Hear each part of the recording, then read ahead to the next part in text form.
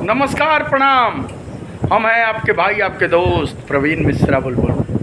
आ गए हैं एक बहुत बड़ा खुलासा लेकर शिक्षा विभाग से। बता दें कि बिहार के शिक्षा विभाग से एक बड़ी खबर सामने आ रही है कि जो भी नियोजित शिक्षक हैं उनको बहुत जल्द प्रोन्नति का लाभ मिलने वाला है, जिसको लेकर उहापोह की माहौल लगातार जारी है।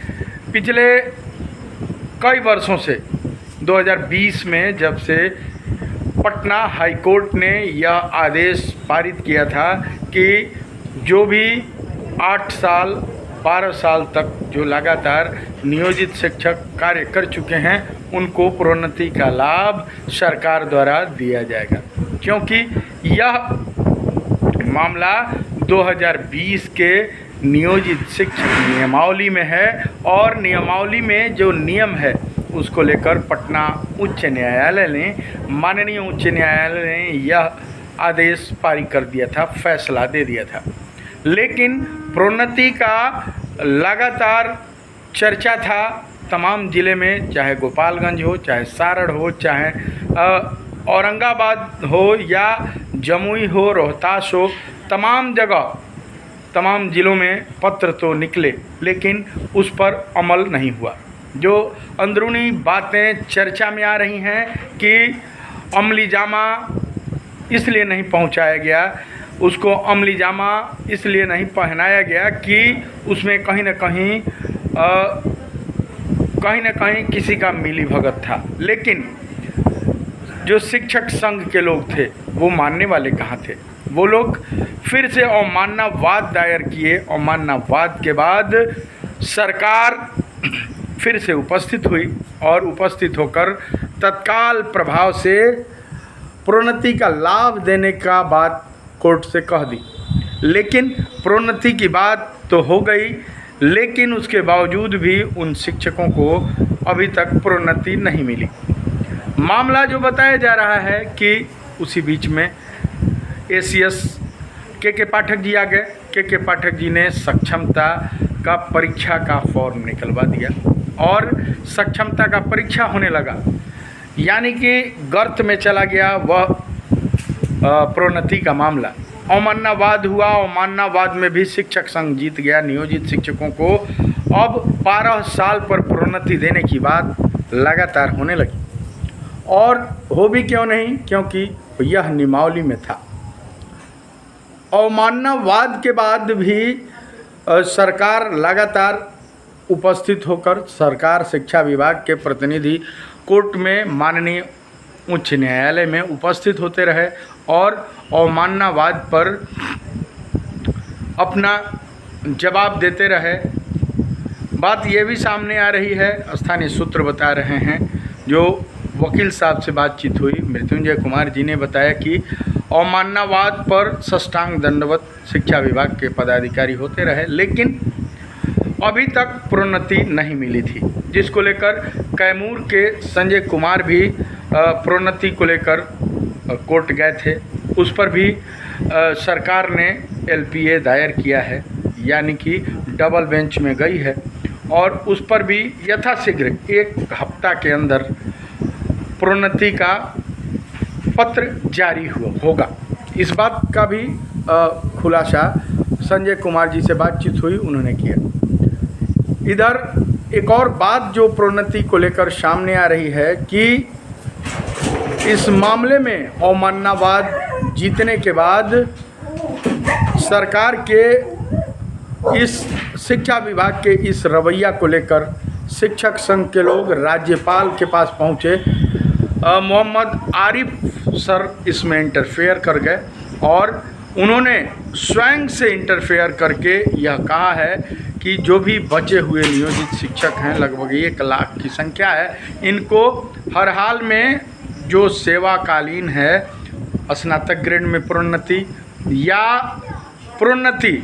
या हेडमास्टर में प्रोन्नति देनी है तो नियमावली में अगर है तो देना पड़ेगा। डॉक्टर मोहम्मद आरिफ खान सर ने कहा है कि हर हाल में जब पटना उच्च न्यायालय का आदेश है तो इन शिक्षकों को जो हक है वह देना पड़ेगा और दे देना चाहिए। बहुत जल्द ही यह प्रोन्नति का लाभ दिया जाएगा। लेकिन शिक्षा विभाग की जो अंदरूनी खबरें आ रही हैं, अगर शिक्षा विभाग के सूत्रों की माने तो अंदरूनी खबर यह आ रही है कि जब सक्षमता पांचों परीक्षा हो जाएगा तब यह प्रोन्नति दिया जाएगा। एक तरफ जहां राज्यपाल डॉक्टर मोहम्मद आरिफ सर जो बोल रहे हैं कि इन नियमावली के तहत इन सभी शिक्षकों को यथाशीघ्र प्रोन्नति दिया जाए, चूँकि कोर्ट का आदेश है तो कोर्ट का आदेश मानना पड़ेगा। वहीं दूसरी तरफ अंदरूनी सूत्र कह रहे हैं कि कुछ समय लगेगा, सक्षमता का परीक्षा जब पांचों चरण समाप्त हो जाएगा तब इन लोगों को प्रोन्नति दिया जाएगा। देखना दिलचस्प होगा कि इस द्वंद्व में शिक्षक जो 12 साल, 15 साल, 18 साल, 20 साल, 22 साल से जो नौकरी कर रहे हैं, लगातार सेवा दे रहे हैं, वह कब तक पेरे जा रहे हैं। उन लोगों को प्रोन्नति का लाभ, स्नातक ग्रेड में प्रोन्नति का लाभ, हेडमास्टर में प्रोन्नति का लाभ कब मिलता है। हालांकि इसमें 2.5 लाख के आसपास शिक्षक सक्षमता परीक्षा देकर और पास हो गए, राज्यकर्मी बन गए हैं, अपना वेतनमान ये लोग गंवा चुके हैं। और राज्यकर्मी बनकर पहले मिलता था 48,000, 47,500, अब 35,000 पाने लगे हैं, 4,000 NPS कट रहा है। वह बात अलग है कि चले थे राज्यकर्मी बने, लेकिन अब 15,000 कम पा रहे हैं। हालांकि उन विशिष्ट शिक्षकों के साथ हमारे पूरे टीम की सिंपैथी है। मेरा पूरा टीम उन विशिष्ट शिक्षकों के साथ है। हालांकि विशिष्ट जो शिक्षक हैं उन लोगों का कहना है कि हम लोग लड़ के राज्यकर्मी लिए हैं, मांग कर रहे थे और लड़ के ही अपना जो भी डिमांड है उसको पूरा करवाएंगे। लेकिन जो बातें सामने आ रही हैं, जो नियमावली में है 2023 की, अगर विशिष्ट शिक्षक नियमावली पे हम चर्चा करें तो नियमावली में ना आप कोई संघ बना सकते हैं, ना ही आप किसी भी तरह का सरकार का विरोध कर सकते हैं।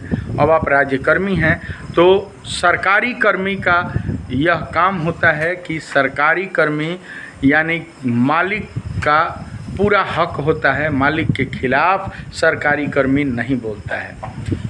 देखना यह भी दिलचस्प होगा कि इन विशिष्ट शिक्षकों को उनका हक कब मिलता है। जो 1.5 लाख 2 लाख जो शिक्षक थे, पूर्व के जो शिक्षक राज्यकर्मी थे उनको मिलता था, इनको वह हक कब तक मिलता है। चलिए, भोजपुरी बतकही यानी कि यह जो चैनल है यह तमाम खुलासा करता है और सिंपैथी लगातार उन विशिष्ट शिक्षकों के साथ भी है। क्या होता है, कैसे होता है, कब प्रोन्नति मिलता है नियोजित बचे हुए नियोजित शिक्षकों को और विशिष्ट शिक्षकों को कब पूर्ण राज्यकर्मी का दर्जा और 1 से 1.5 लाख रुपया पेमेंट कब मिलता है, वह सारा खुलासा हम करेंगे।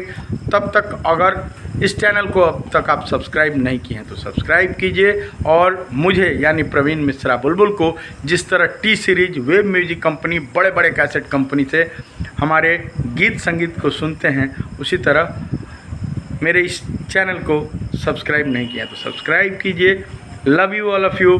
और चलते चलते सबको नमस्कार, प्रणाम।